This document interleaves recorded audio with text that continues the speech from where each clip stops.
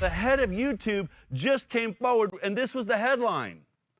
YouTube CEO will delete anything that contradicts World Health Organization on COVID-19.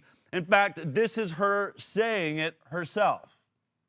Anything that is medically unsubstantiated, so people saying like take vitamin C, take turmeric, like those are all will cure you. Those are the examples of things that would be a violation of our policy. Anything that would go against World Health Organization recommendations would be a violation of our policy.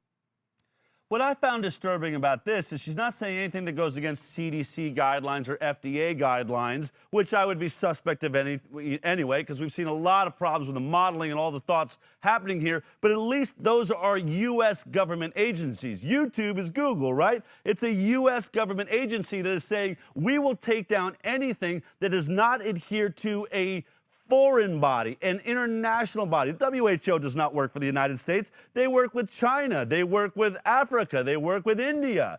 So, and we know that China, I think, would love to see America have problems. So to say that an international agency is deciding what an American company is going to do, we're on really, really shaky ground. And of course, it really is affecting the dialogue. And what are the guidelines? And why is the WHO? Are they just so much smarter than everyone else? How is it we're going to have advancements in medicine? Advancements in medicine happen because one doctor, or one scientist, or one scientific team discovers something that nobody else saw. You realize every single advancement in medicine happens because one doctor saw something different than everyone else did. That's the only way we've ever evolved. It's never been on consensus. It's never been because the WHO or a world body of scientists, discovered something. One person. And now YouTube's saying we're going to stop that. This was one of the videos that was censored from YouTube. Doctors in America with their own data talking about what they're seeing in their own patients censored from YouTube. Here's just a taste of what that looked like. We've really wanted to come together today and kind of just really talk about what's happening in Kern County with our testing, what's happening in California with the testing, and kind of an ER physician entrepreneur perspective on what's going on. You're isolating yourself, and we want to talk about if that still makes sense. We both have had extensive classes in microbiology and biochemistry and immunology. We've studied this for each of us 20 years, and we take everything that we're seeing today and we put that against that backdrop and say, does this make sense? Are we following the science? Our volumes have dropped significantly. The hospitals, their ICUs are empty, essentially, and they're shutting down floors. They're furloughing patients, they're furloughing doctors. People with heart disease, people with cancer, hypertension, and various things that are critical are choosing not to come in based on fear. We've seen 1,227 deaths in the state of California. Does that necessitate sheltering in place? Does that necessitate shutting down medical systems? Does that necessitate people being out of work? So I'm not saying who's wrong or right. I'm going through the science and through the numbers. I'm not in an ivory tower. I'm in seeing patients every day, and I'm collecting my own data. I didn't have data 2 months ago. I just shared my data. That's actual, unfiltered, non-political data. Do you want to tell me why this is being censored?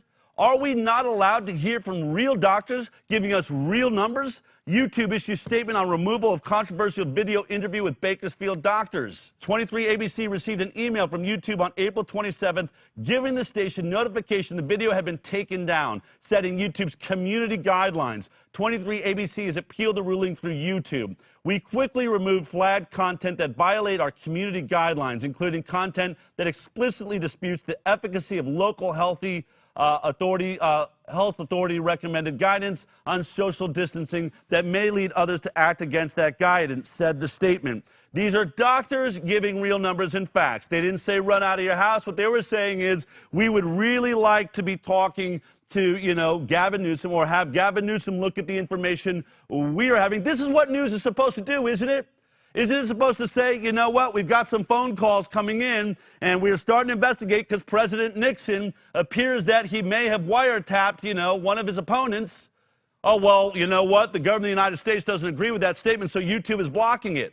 How does news do what it does? How do we investigate if we cannot help, go outward with our investigation? We can't show you what we're investigating. Do you only get the results when it's all over? You know we do this different at the High Wire. You know that's what makes us different than everyone else. We are bringing you the studies as the ink is drying. We're going to do more of that today. I got some really fascinating stuff coming to you. But first, it is my honor to bring on, I think, really a heroic doctor that stepped forward and, like others we've seen during this crisis, say, hold on a second. Maybe we need to take a little bit of a different look at this. I'm joined right now by Dr. Daniel Erickson. Dr. Erickson, thank you for taking the time today. I know you're extremely busy, and I think your phone's probably ringing off the hook right now, is my understanding. A little bit. So, first of all, when you sat down to do this press release, did you have a sense, knowing that the state of the country and where things are at, that this might be censored and that there would be a chance that the video would be taken down and no one would get to see this? Absolutely not. This was supposed to be a little fireside chat with some locals out here in a small Kern community. I basically, reporters had mentioned it'd be nice to see your new data. So I said, okay, here's my positives, here's my negatives. They asked me, what do you think of that? I said, well, out of my data, it's about 6.5% of positives. I said, this is my data and my opinion on a moment in time. This data is not to be extrapolated to the globe. I didn't even know they were going to live feed it to Facebook. I thought this was going to be recorded and we were going to keep it on a local segment. It was going to last for 5 minutes and go away. And then all of a sudden, 10 million views on Facebook, and my world gets turned into this now. Okay, well, welcome to this crazy world. What is your opinion? I mean, as a doctor, obviously it's happened. And I'm sure you've heard about people feeling like they're censored, and usually it's, some crazy conspiracy theorists. We had to take their video down. They're putting people at risk. I think it's clear you're not a crazy conspiracy theorist. What is your opinion now that you see that censorship is happening like this in America? Well, I think that YouTube and the WHO need to chat, because if you noticed, Executive Director Mike Ryan, he said, yep, we need to look at the Scandinavian nations. Maybe they're making some sense. We need to look at our ability to self-regulate. This is all coming from Sweden, and that's the people I'm talking to now. You saw this. So the WHO is now saying, let's look at a different approach. The Swedish did not lock down. People are not locked in their homes. Kids under 16 are in school. Businesses are open, and their results are good. And Dr. Anders Tegnell, their chief epidemiologist, when asked, how's your approach working? He said, we're very happy. He said, you guys are the experimental lab rats. You're doing something never done. We're doing a rational, stepwise approach. We're allowing people to make their own decisions, right, and control their own risk. And we trust that the Swedish citizens are smart. And now they're saying, who has the freedom now? Right. Well, let's take a look at it. I think we do have the clip from the WHO. Let's take a quick look at what you were just talking about, Dr. Erickson. My question is on Sweden. It's a country that chosen a different road and strategy, basically no lockdown and an open society through the crisis. Could this mean that the population of Sweden, maybe other countries that have not had strict lockdowns, have a chance to be better protected in case of a second wave, as they have been more exposed and have had a chance to develop a possible herd immunity? Sweden has put in place a very strong public health policy around physical distancing, around caring and protecting for people in long-term facilities and many other things. What it has done differently is it has very much relied on its relationship with its citizenry and the ability and willingness of citizens to implement physical distancing and to self-regulate, if you want to use that word. And in that sense, they've implemented public policy through that partnership with the population. They've been doing the testing, they've ramped up their capacity to do intensive care quite significantly, and their health system has always remained within its capacity to respond to the number of cases that they've been experiencing. I think in many ways Sweden represents a future model of if we wish to get back to a society in which we don't have lockdowns, then society may need to adapt for a medium or potentially a longer period of time. I think maybe in Sweden, they're looking at how that is done in real time.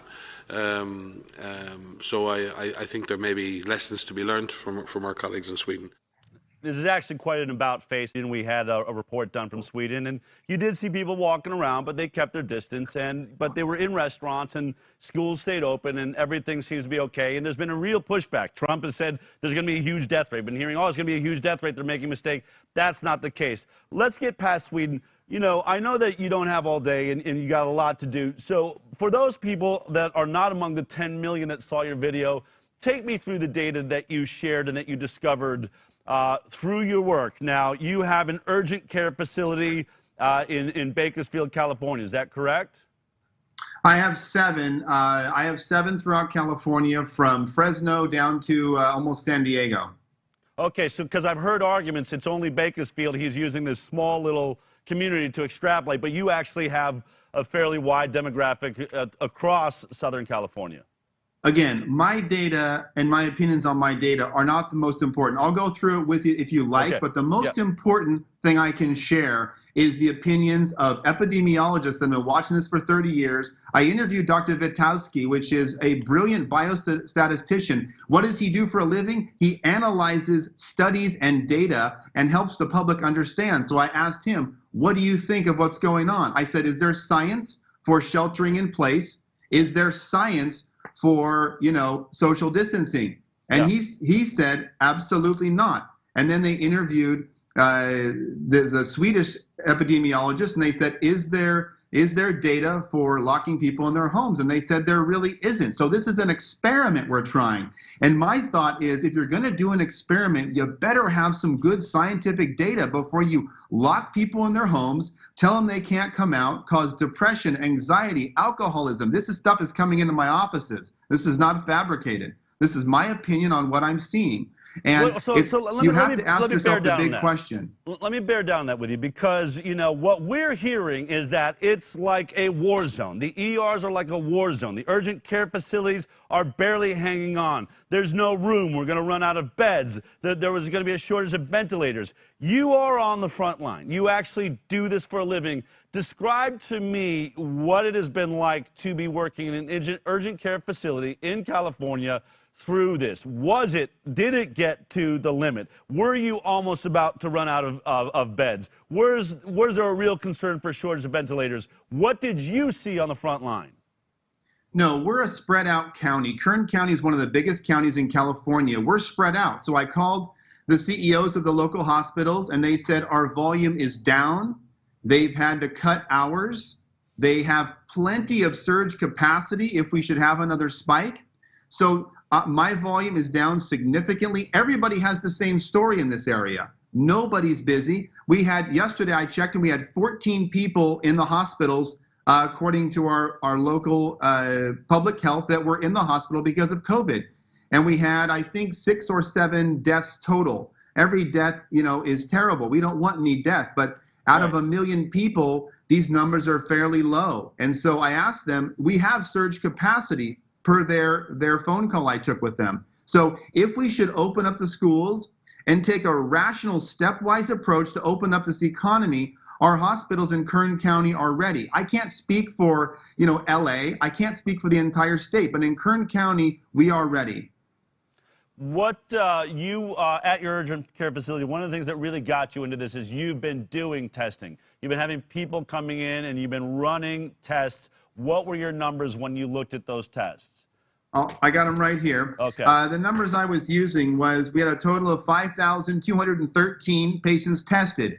Now, to be clear, those were not randomized. Initially, the CDC had asked us to test people for fever, cough, shortness of breath, which we did. After about 3 weeks of that, we started having employers asking us to test hundreds of people that had no symptoms. Some had exposure, some didn't. If they were in the food industry, and let's say they were in the shipping department and one guy had a fever, well, they would send over 400 people, whether they were exposed or not.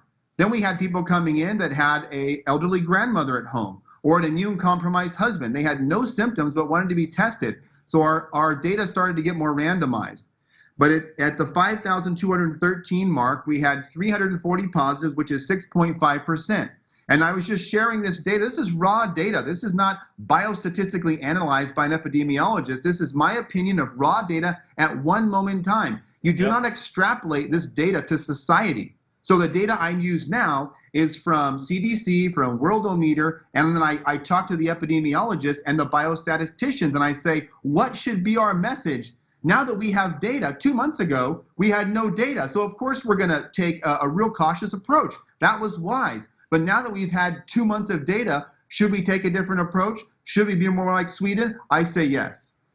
And, you know, and during this press conference, you kept saying, you know, millions of people infected, small death rate. Millions of people infected, small death rate. And you compared this to the flu.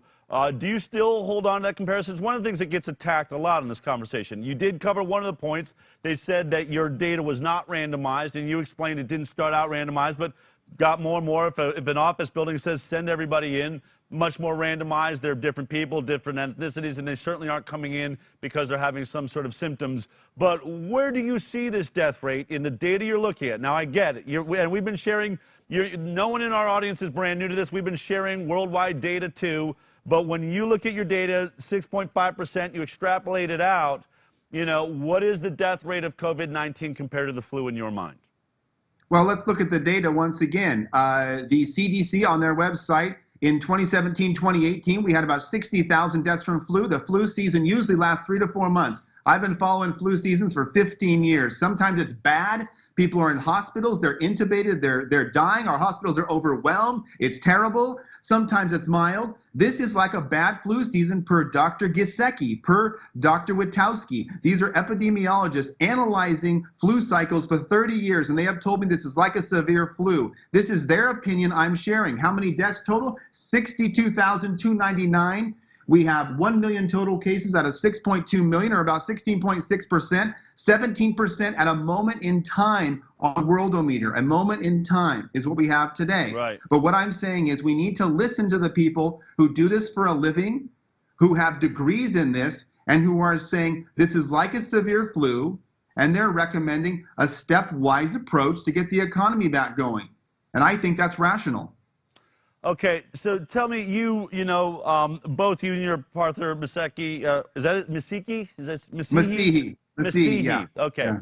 You both have done a lot of work in immunology. You've looked at this in virology. You know, we're being told that the smartest way to deal with, this virus, and I'm going to have to assume viruses in the future. I don't know how we don't do this way. We lock down. We sequester ourselves, Are there, on one hand, we know that locking down is going to certainly cause unemployment. It's going to cause all sorts of issues, with other illnesses, right, and poverty and all that. But there's actually a danger to the health of people for locking down, too, isn't there? From a virology position, what is your thought on that? What are the dangers of locking down physically at this time? Let me talk to you about what I called a doctor out of Wisconsin, Dr. Lang. I hope he doesn't mind me saying that. And I said, what are you seeing? And he said, well, I was in the ER last night, and I had patients that had chest pain a couple of days ago, but didn't come in for fear of COVID. They had different severe things that had gotten worse because they were sitting at home afraid to come in. That's one. Number two, people are calling me asking for anxiety medications that they haven't been using.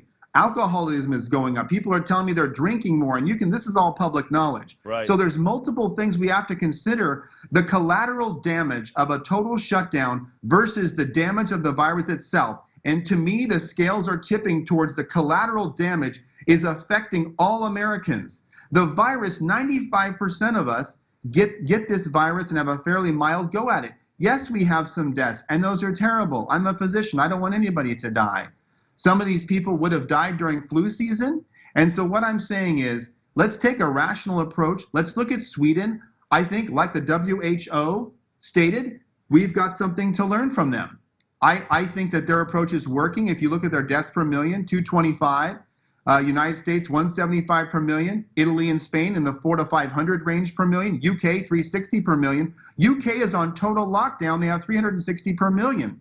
Now we can't make judgments about this until the complete cycle has gone to say who wins, who chose the best route. But I think you need to choose a route that doesn't destroy your economy while you're dealing with the disease. Do you think there's going to be a benefit, though? There might be, I mean, locking down, there could be a potential side benefit that since we all locked down, we didn't come in contact with viruses and bacteria we would normally come in contact with out in society. So are we going to be healthier because we've sort of wrapped ourselves in bubble wrap and stayed away from each other for this last, 2 months? Wrapping yourself in bubble wrap is not how you get healthy. You get healthy as you build your immune system. Let's talk about herd immunity. Herd immunity is really a key issue here. We have to get to that 70 to 80% where the virus is in society and it's moving from one person to the other. Pretty soon it runs out of places to go and burns out. That's going to happen whether you lock down or not. That's going to happen in Wuhan, China, South Korea, UK, and the US. The virus will spread whether you lock down or not. People are social. You can't tell them not to intermingle. Their friends come over. They have little parties. They talk to their pastor. They go to their doctor. They go to Costco. So we can go to Costco and Home Depot, and that's okay. But if we go to the beach, we're arrested. And they let criminals out, and they tell us we can't go to the beach or parks and get arrested. You can see this is not rational. Fear has taken over, and people have given up their freedoms for fear, in my opinion. How does herd immunity work, though, really? I think there's a lack of understanding. This is something that you seem pretty clear on. How does my body react when I come in contact with a virus or a bacteria? Isn't it dangerous for me every time it happens? Or, when you talk about, my immune system being made strong, can you just very clearly, if this is, virology 101 for our audience, how does that work? When you take in an antigen, a virus, a bacteria, you form an antigen-antibody complex. You form IgG and IgM. These are immunoglobulins, and this is how your body sets up a defense against disease. When we test you, we're typically testing a PCR. We're looking for like pieces of virus. We're not looking for IgG and IgM. The test that just came out, that's called serology, is a blood test. This test for IgG, and the PhD MD virologist that I've been discussing with, who I will leave unnamed, has shown me in his graphs that peaks around 7 to 10 days. So post-exposure, we can test you for immunity. And in my opinion, the most important test to run right now is the serology. Why? Because we can see, are we at that magic 70 to 80% mark? As you know, the curve has been flattening. We are no longer on an upward progression. It is flattened. And now, if we could have some wide-based testing, we could decide if we have 70 to 80% herd immunity and put everybody back to work. But the testing is laborious and time-consuming. So I think a stepwise approach to get Americans back to work and giving them some hope that they're not going to be locked in their house for the next 6 months is a critical discussion right now. Do you think locking down was a mistake? I think initially we did this because, hey, China had this virus going crazy. You know what? China had an advantage, and I'll tell you what it is. Their disease peaked before they locked down. If you notice, February 4th is when China peaked. I know some people don't trust their data. Look at South Korea as well. They didn't lock down early. They waited until herd immunity happened. Then they locked down on the 21st. So they had the advantage of developing herd immunity after they locked down. That's an advantage. When I think about my kids, I see a lot of people now, we're all washing our hands, we're washing our kids, we got disinfectants everywhere. I personally don't think that that's going to be the healthiest world for my child to live in, but you're an MD, you've looked at this. Is that how we want to live? Is that the best way to keep our children healthy? Well, I'll go back to the example of a 4-year-old child, and I'll say, if you were 4 and you were my child, and I put you in a plastic ball like a hamster wheel and never exposed you to the outside world, you would not have a strong immune system. Immune systems are developed by exposure to antigens, viruses, bacteria. So it's important. It's an important part of life. It's the way you develop an immune system. No one would say, hey, Dale, we're going to put your kid in a plastic ball for 5 years to protect them. No, they're on the floor. They're grabbing staphylococcal, streptococcal bacteria, all kinds of rhinoviruses. Little kids are sick all the time. Their nose is running. That's how they develop the immune system. If you take that away from them, they are not healthy. Do you know if you've tested positive for COVID-19? I have not tested positive. I have tested negative, in fact, through PCR nasopharyngeal swab. Does that make you happy, or would you prefer to have had it by now? You know, I may have had it, Del. Most people that have had it have little to no symptoms. They call them, you know what an asymptomatic carrier is? A healthy person. I think I've heard someone say that before. They have this magic name. Are you an asymptomatic carrier? That's called a healthy person with no disease, and they developed immunity. They are IgG positive. So, you know, just to wrap this up, there's a real concern now, I think. We're now hearing that there might be a second wave. There's thoughts that in these states, Texas right now, Georgia, are about to open up. People saying you're going to have disease outbreaks if you open up. Is that accurate? Are we going to see an outbreak when we open up, and are we going to see a second wave in the fall in your mind? Do you know why we would have a second wave? Why? Because we sheltered in place. You only have, if you don't shelter in place, they talk about flattening the curve. When you flatten the curve, you drag out disease. Then when you open the economy back up, you get a second spike. Is that going to happen? Nobody knows. We've never been in lockdown. The biostatistician, Dr. Vitowski, the great one, this guy is just awesome. I've talked to him for about 3 hours, and he said, we might get a spike. We might not. We'll see, is the answer. So we don't know at this point. Our hospitals are prepared. I've asked our CEO surge capacity. Yes, we do. In Kern County, we're ready. Let's get the economy open in a stepwise fashion. Let's think about the average American out there who is struggling, who is angry, whose business. I talked to a coffee shop the other day. She's losing both of her businesses. This is a real problem. It is crushing many Americans, and it is stomping on our freedoms. And I think it's time to make some different decisions. You know, you're living in a state that's probably doing, really more seriously locked down, I would guess, than almost anywhere else in the country. Gavin Newsom announcing after a bunch of people went to the beach just the other day, I'm shutting down all the beaches, all the parks. Even after we've heard that being out in the sunshine, that sunlight and heat are the worst thing for this virus, it can't last there. People are being kept in their homes in California. You know, if you could speak to Gavin Newsom right now, what would you want to say? I'd say let's get together and talk. I love solving problems for the American people. I think I feel their hurt. I feel their anger. I feel their pain. They're texting me on Facebook saying, please help us get through this. I'm losing my business. You know, my husband is depressed. My kids are home. They're not in school. When can this nightmare be over? So I am trying to have a voice for those who don't have a voice right now. Do you feel like, obviously the video's been pulled down. There's been, articles written about you. This isn't accurate. Do you feel like you're all alone, that you're the only doctor out there that is seeing this, that maybe somehow your data's off or different than everyone else around you? We have hundreds of doctors from all different specialties who have called me, and I've interviewed some on my website on Zoom who are saying, I see the exact same thing you do. I live in an area that's not busy. People are scared to come into the hospital. They've worked at different urgent cares that have shut down, and they say, I don't understand why we're doing this. I don't think it's the right approach. We have actually hundreds calling in who actually agree with the position. So then, other than the media, then why is the media attacking you? Here's the thing, right? This is my question.